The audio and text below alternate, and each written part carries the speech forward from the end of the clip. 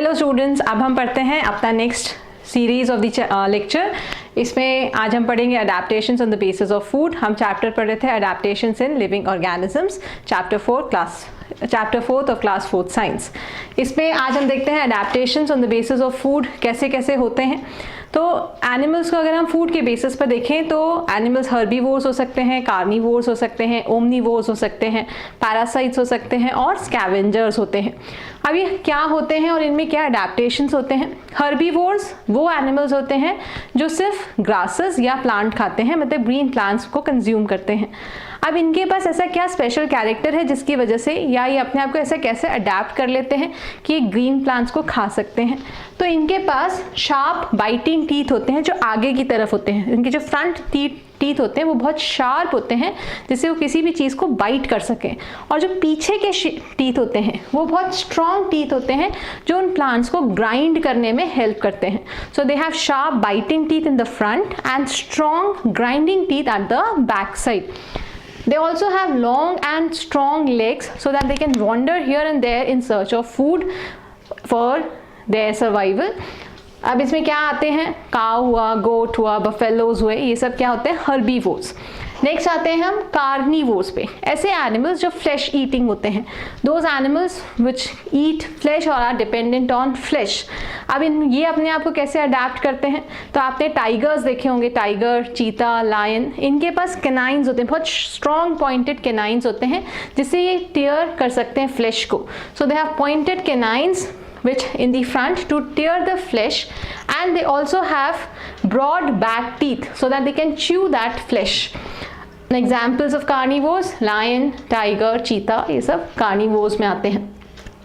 हम किस में आते हैं, तो हम वेजिटेरियंस एंड नॉन वेजिटेरियंस दोनों होते हैं.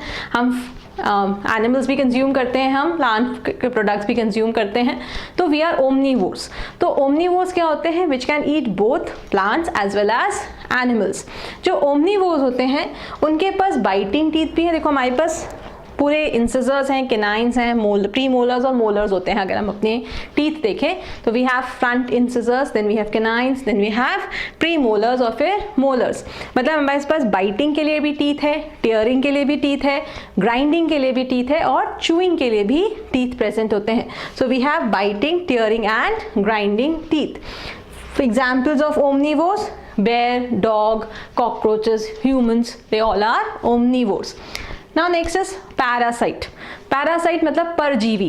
परजीवी मतलब ऐसे एनिमल्स जो दूसरों के ऊपर पूरी तरीके से डिपेंडेंट होते हैं, या तो ये उन्हीं में रह लेते हैं या उनके ऊपर रहते हैं, या तो दे live inside their body or they live on their body. ठीक है. Now the parasites जो होते हैं, they mainly they are blood suckers. वो blood suck करते हैं. तो अगर सर के ऊपर आप देखो जुएं जो को बोलते हैं लाइसेस, जो लाइस होते हैं ये ब्लड सक करते हैं, तो इनके पास सकर्स प्रेजेंट होते हैं, सकिंग ट्यूब्स प्रेजेंट होते हैं जिससे वो किसी भी एनिमल का ब्लड सक कर सकते हैं. Then you have your roundworms जो इंटेस्टाइन में रहते हैं, वो ह्यूमन बॉडी के अंदर रहते हैं. देन एक बहुत फैक्ट है, ई कोलाई करके एक बैक्टीरिया होता है जो हमारे इंटेस्टाइन में प्रेजेंट होता है. ये हार्मफुल पैरासाइट नहीं है. ज़्यादातर पैरासाइट्स हार्मफुल होते हैं क्योंकि वो आपके साथ रहकर आप ही को खोखला करते जाएंगे और खुद फलते जाएंगे. तो लेकिन एक ई कोलाई बैक्टीरिया है जो हमारे अंदर रहता है और वो हार्मफुल नहीं है, वो एक यूजफुल है. एक स्मॉल टिप था ये. फिर पैरासाइट्स में राउंड पिनवर्म भी पैरासाइट होता है. एक कस्क्यूटा होता है, वो भी एक पैरासाइट है, वो प्लांट पैरासाइट्स में आते हैं. फिर स्कैवेंजर्स, वो एनिमल्स जो फ्लैश या डेड एनिमल्स का फ्लैश खाते हैं, डेड एंड डिकेइंग एनिमल्स के ऊपर सर्वाइव करते हैं, उनको खाते हैं, उनको हम बोलते हैं स्कैवेंजर्स. जैसे वल्चर, हॉक, फिर hyena, they all are scavengers. So they have different adaptations. अब ये जो ईगल वगैरह होते हैं इनके पास स्ट्रॉन्ग क्लॉज होते हैं जिससे कि वो ईजिली फ्लैश को टेयर कर सकते हैं. So these were the different adaptations on the basis of food. Now we come on to the adaptations based on protection. कैनिमल्स अपने आप को प्रोटेक्ट करने के लिए किस तरीके से एनवायरनमेंट के लिए अडेप्ट करते हैं अपने आप को.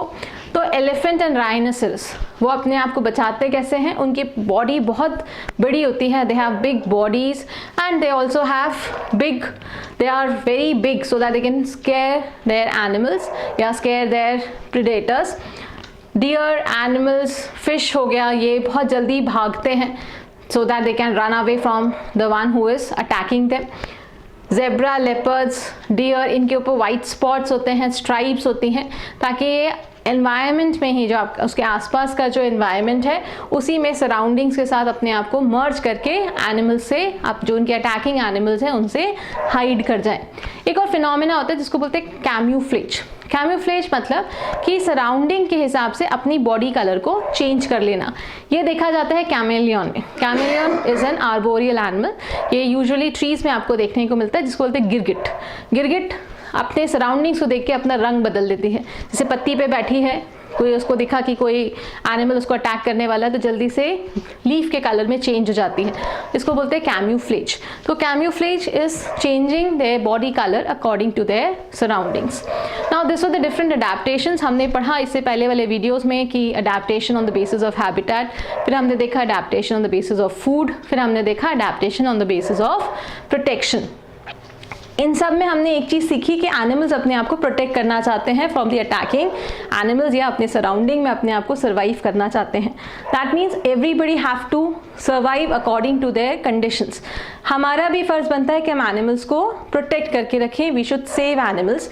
तो government is given taking lot of initiatives to save the animals. Menka Gandhi is also working too much with the wildlife protection funds and wildlife protection करके उन्होंने एक पूरा यूनिट सेटअप किया हुआ है जिसके साथ वो हेल्प करती हैं. There are different wildlife sanctuaries that has been set up कि एनिमल्स को एक सेफ एनवायरनमेंट प्रोवाइड किया जा सके, उनको एक शेल्टर दिया जा सके, ताकि हम उनको मरने से या किसी का के प्रे बनने से उनको रोक सकें या उनको बचा सकें.